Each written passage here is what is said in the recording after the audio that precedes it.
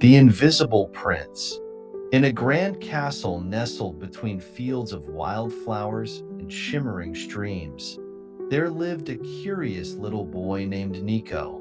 At just 4 years old, he possessed a magical gift. He could become invisible at will. Nico loved his special power, for it allowed him to explore hidden corners of the castle and uncover delightful surprises. One sunny afternoon, while the birds chirped and the sun danced on the cobblestones, Nico decided to pay a visit to the castle's great library. He quietly tiptoed past the guards, his heart racing with excitement.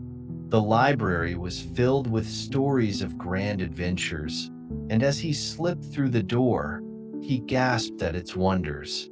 Towering shelves held books that whispered secrets and pictures of faraway lands.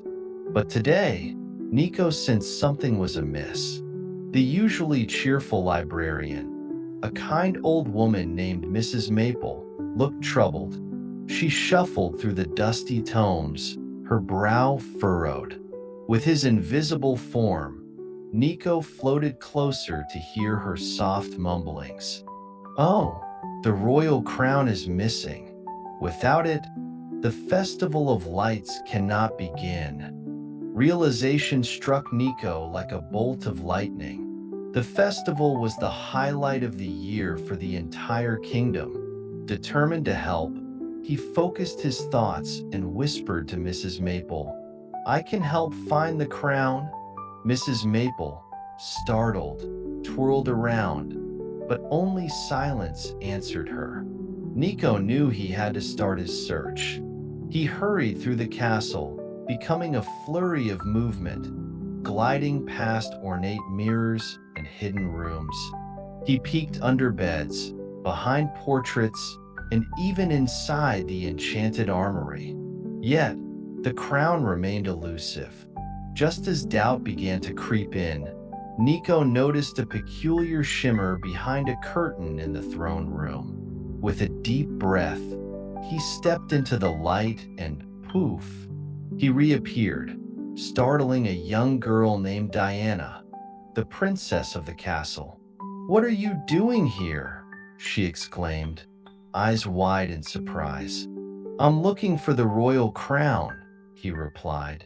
With her keen eyes, the princess spotted a glint at the edge of the curtain.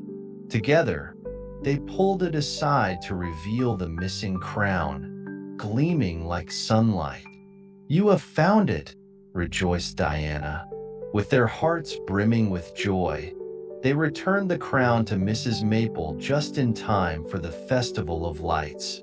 The castle erupted in laughter and cheer as lights twinkled like stars. Nico had not only used his invisible powers to help, but also made a new friend along the way. From that day on, Nico learned that sometimes the best kind of magic comes from friendship and teamwork, and that even the most wondrous secrets are better shared. And so, in a castle filled with wonder, a boy with an invisible heart sparked endless adventures.